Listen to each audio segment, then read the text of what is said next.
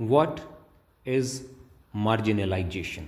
तो इस वीडियो में हम समझेंगे ये मार्जिनलाइजेशन क्या होता है। तो मार्जिनलाइजेशन जो है, it means pushing certain groups of people to the edge of the society. इसका मतलब ये हुआ कि समाज में से कुछ लोगों को बाहर निकाल देना। Main stream of the society है, उससे उन लोगों को कहाँ रखना, बाहर रखना। ठीक है, इस वजह से उनके पास संसाधनों की यानी कि रिसोर्सेज की भी कमी होती है। वो लोग पावर में नहीं आ पाते, उनके पास जो है पढ़ने लिखने की, जॉब पाने की अपॉर्चुनिटीज़ भी बहुत कम होती हैं। ठीक है, these groups often face discrimination.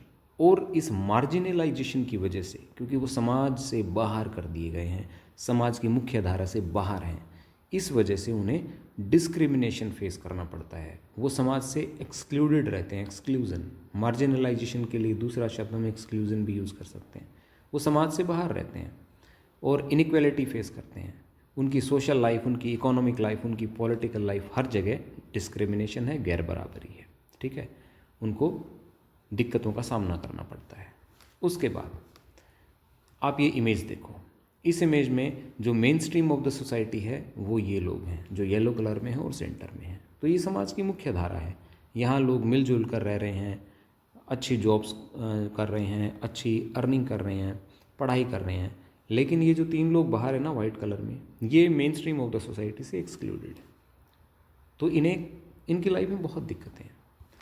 Right, अब थोड़ा सा और आसान शब्दों में मार्जिनलाइजेशन को समझ लेते हैं। तो मार्जिनलाइजेशन इज़ अ प्रोसेस, ये एक ऐसा सामाजिक प्रोसेस है, ये एक ऐसा प्रोसेस है वेयर सम पीपल और communities are treated as less important. तो समाज में कुछ लोगों को, कुछ कम्युनिटीज़ को, कुछ जाति के लोगों को, कुछ धर्मों के लोगों को और किन्हीं स्पेसिफिक जेंडर को, ठीक है, क्या समझा जाता है, उन्हें कम इम्पोर्टेंट समझा जाता है, आर लेफ्ट आउट, और उन्हें समाज से बाहर निकाल दिया जाता है from the main stream of the society. तो आसान शब्दों में समझो कि समाज की जो मुख्य धारा है, जो मेन सोसाइटी है, उससे लोगों को बाहर रखना ही मार्जिनलाइजेशन है। ठीक है, ये आप इस इमेज में देख सकते हो, ये जो पर्सन रेड में है ये बाहर है ना, तो ये मार्जिनलाइज्ड है। तो अब आप समझो मार्जिनलाइजेशन के एग्जाम्पल्स इंडिया से। तो जो आदिवासी कम्युनिटीज़ हैं डिफरेंट स्टेट से, झारखंड, छत्तीसगढ़, उड़ीसा, नॉर्थ ईस्ट से, तो उनके साथ मार्जिनलाइजेशन हुआ है। उनको उनके जंगल से निकाला गया है। उसके बाद वो उनके पास रिसोर्सेज की कमी रही, वो एजुकेशन गेन नहीं कर पाए। ठीक है, दलितों के साथ मार्जिनलाइजेशन हुआ है, उनको अनटचेबल्स की तरह ट्रीट किया गया है। ठीक है, अनटचेबल्स ट्रीट किया गया है। दलित नाम उनको डॉक्टर BR अम्बेडकर ने दिया क्योंकि उनको दबाया गया। ठीक है ना, शेड्यूल्ड कास्ट। और फिर उसके बाद रिलीजियस माइनॉरिटीज़ जो हैं, मुस्लिम्स हैं, क्रिश्चियंस हैं, तो रिलीजियस प्रेजुडिस की वजह से इन सब के साथ भी मार्जिनलाइजेशन हुआ है। वुमेंस के साथ भी ये मार्जिनलाइजेशन हुआ है। लिमिटेड पॉलिटिकल रिप्रेजेंटेशन उनको दिया गया है। ठीक है, और जो नोमैडिक और जो डीनोटिफाइड ट्राइबल ग्रुप्स हैं उनके साथ भी मार्जिनलाइजेशन हुआ है। तो समाज के ये तबके ऐसे हैं इंडियन सोसाइटी के, आदिवासी, दलित, रिलीजियस माइनॉरिटीज़, वुमेन और नोमैडिक और डी नोटिफाइड ट्राइब्स, इन सब के साथ मार्जिनलाइजेशन हुआ है और इस मार्जिनलाइजेशन का नुकसान इन लोगों ने भुगता है। ठीक है, अब तो संविधान है और संविधान में आर्टिकल्स हैं, अब तो कानून है जो मार्जिनलाइजेशन को रोकते हैं। ठीक है, चलिए आगे हम देखते हैं वर्ल्ड सिनेरियो में। तो वर्ल्ड में अगर हम एग्जांपल्स देखें मार्जिनलाइजेशन किन किन लोगों ने भुगता है, तो वो हैं ये एफ्रो अमेरिकन USA में। ठीक है, सिविल राइट मूवमेंट के बारे में आपने पढ़ा होगा।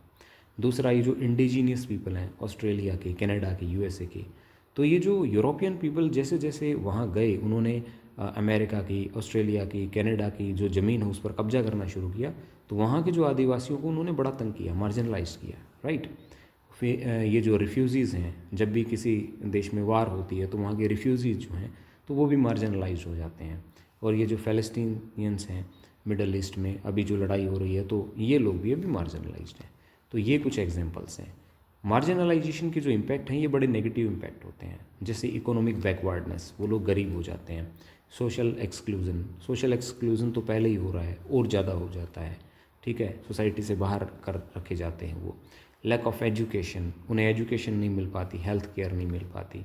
लॉस ऑफ कल्चरल आइडेंटिटी, ठीक है, बहुत बड़ी बात है, उनका जो कल्चर है उसको वो भूल जाते हैं, वो फॉलो ही नहीं कर पाते, अपनी लैंग्वेजेस को उन्हें छोड़ना पड़ता है, लाइफस्टाइल छोड़ना पड़ता है, कस्टम्स छोड़ने पड़ते हैं, तो वो सब चीज़ें उनसे धीरे धीरे दूर हो जाती हैं, क्योंकि अच्छे से जी नहीं पा रहे हैं, गरीबी में जी रहे हैं, तो कस्टम्स और कल्चर को कैसे फॉलो करेंगे, ठीक है। और साइकोलॉजिकल इफ़ेक्ट्स भी होते हैं, वो लो सेल्फ स्टीम के साथ जीते हैं, एंगर, डिप्रेशन, एंजाइटी, न जाने कि किन किन चीज़ों को वो लोग फेस करते हैं, ठीक है। छोटा सा रिवीजन लेते हैं। डेफिनेशन क्या है मार्जिनलाइजेशन की? Being pushed out of the main stream of the society, समाज की मुख्य धारा से लोगों को बाहर निकाल देना, ये मार्जिनलाइजेशन है। इंडिया के एग्जांपल्स हमने पढ़े थे, आदिवासी, दलित, मुस्लिम, वुमेन और नोमैडिक ट्राइब्स। वर्ल्ड से हम कुछ एग्जांपल हमने पढ़े, जो है African American, Afro American, indigenous people, ठीक है, कहाँ के, अमेरिका के, ऑस्ट्रेलिया के, कनाडा के, और रिफ्यूजीज। उसके बाद इम्पैक्ट क्या पड़े, तो इन लोगों में गरीबी आई, एक्सक्लूज़न हुआ, पुअर एजुकेशन, कल्चरल लॉस और लो कॉन्फिडेंस, ठीक है। तो अगर कॉन्सेप्ट समझ में आया हो तो thanks for watching, subscribe the channel, bye bye.